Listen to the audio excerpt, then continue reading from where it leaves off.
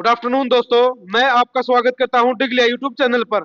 आज हम बात करेंगे यूएचबीवीएन के उस लेटर की जो कल 10 अक्टूबर 2025 को जारी हुआ है, जिसमें जॉब सिक्योरिटी सर्विस के इंपॉर्टेंट अपडेट्स दिए गए हैं। ये लेटर हर एक यूएचबीवीएन एम्प्लॉय के लिए बहुत मायने रखता है, इसलिए हम इसके सभी इंपॉर्टेंट पॉइंट्स डिटेल में डिस्कस करेंगे। तो चलिए बिना किसी देरी के सीधा अपने टॉपिक पर आते हैं। वीडियो को एंड तक जरूर देखिए ताकि आपको पूरी जानकारी मिल जाए।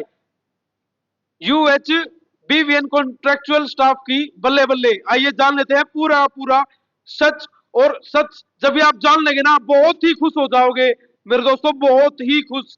एक्ट 2025 की पूरी जानकारी देंगे और 10 दिन में रिपोर्ट देनी होगी और कॉन्ट्रेक्चुअल स्टाफ अब होंगे स्थायी परमानेंट। अब आ जाते हैं उस लेटर में क्या कुछ लिखा हुआ था, पूरा का पूरा डिस्कशन हम कर लेते हैं यहाँ। अब बात करते हैं उस पत्र की जो 10 अक्टूबर 2025 को जारी हुआ है, मतलब कि यस्टरडे। ये लेटर गवर्नमेंट की एक कमेटी की रिपोर्ट के बाद भेजा गया है, जिसमें कहा गया है कि सबसे पहले थोड़ा थोड़ा ना हम इसको बैकग्राउंड से जान लेते हैं कि भाई ये जो लेटर आया है और किसके किसके आधार पर ये परमानेंट होंगे, वो कौन सा एक्ट था। थोड़ा बैकग्राउंड समझते हैं। हरियाणा सरकार ने 2024 में एक कानून बनाया था, contractual employees security of service act. इसका मकसद था कि कॉन्ट्रैक्ट पर काम कर रहे एम्प्लॉयज को जॉब सिक्योरिटी देना, उनके रेगुलेशन का प्रोसेस सिंप्लीफाई करना और उनके राइट्स को लीगल प्रोटेक्शन देना। ये letter Haryana contractual employees security of service act 2024 और उसके अमेंडमेंट ऑडियंस के इम्प्लीमेंटेशन के संबंध में है। यह पत्र सुविधा कर्मचारियों को स्थायी बनाने की प्रक्रिया को सरल करने और उनके अधिकारों को कानूनी रूप से सुरक्षित करने के उद्देश्य से बनाए गए कानून और उसमें किए गए संशोधन को लागू करने के बारे में है। अब आगे आते हैं, लेटर में क्या कुछ लिखा हुआ है हमने पूरा पूरा एक्सप्लेन कर रखा है। कमेटी रिपोर्ट का रेफरेंस उसमें दे रखा है और उसमें लिख रखा है कि एक कमेटी ने 1 अक्टूबर 2025 को एक रिपोर्ट दी थी, जिसमें Haryana contractual employees security of service act 2024 के इंप्लीमेंटेशन के बारे में बताया गया था कि मीटिंग की इंफॉर्मेशन 8/10/2025 को यूएचबीवीएन मतलब कि उत्तर हरियाणा बिजली वितरण निगम के वर्थी मैनेजिंग डायरेक्टर के साथ मीटिंग हुई थी। डायरेक्टर के डायरेक्शंस और डायरेक्टर साहब ने क्या क्या डायरेक्शंस दिए थे वो जान लेते हैं। क्या क्या आदेश दिए थे। मैनेजिंग डायरेक्टर ने डायरेक्ट किया है कि हेड ऑफिस के एम्प्लॉइज और फील्ड ऑफिस के एम्प्लॉइज का कंसोलिडेटेड रिपोर्ट, एक कंबाइंड रिपोर्ट 10 दिन के अंदर बनाकर सबमिट किया जाए। हर एक कॉन्ट्रेक्चुअल एम्प्लॉइज का इंडिविजुअल चेकलिस्ट बनाया जाए। इस चेकलिस्ट में यह दिखाया जाए कि एम्प्लॉइज एक्ट 2024 और एसओपी मतलब कि स्टैंडर्ड ऑपरेटिंग प्रोसीजर के मुताबिक एलिजिबल है या नहीं वो एम्प्लॉय। चेकलिस्ट कमेटी मेंबर द्वारा सर्टिफाइड होना चाहिए। वो चेकलिस्ट में एक्ट के हर एक प्रोविजन के मुताबिक एलिजिबिलिटी दिखानी होगी।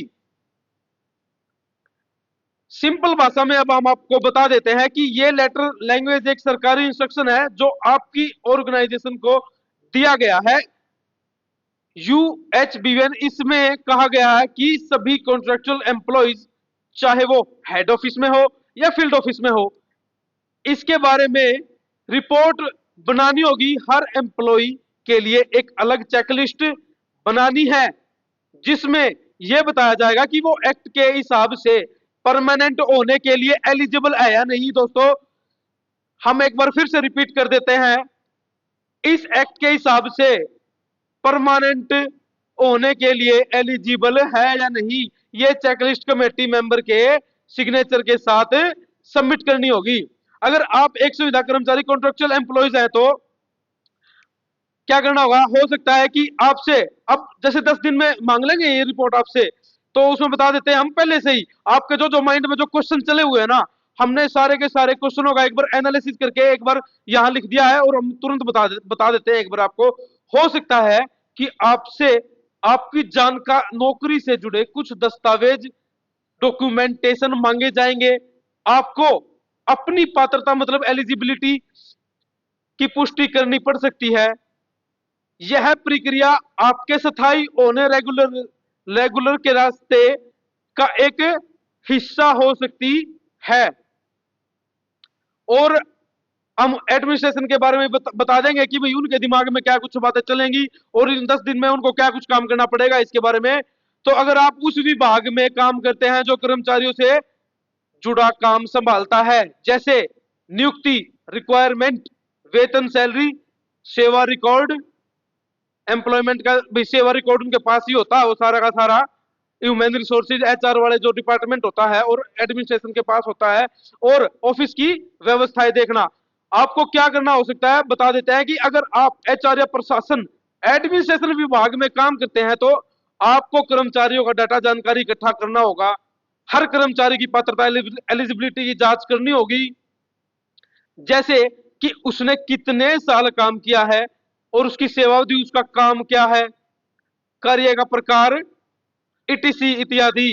फिर सभी कर्मचारियों की जांच सूचियां चेकलिस्ट तैयार करनी होगी और यह सूचियां समिति के हस्ताक्षर के साथ जमा करनी होगी। और इसी के साथ हम दोस्तों ये वीडियो समाप्त करते हैं।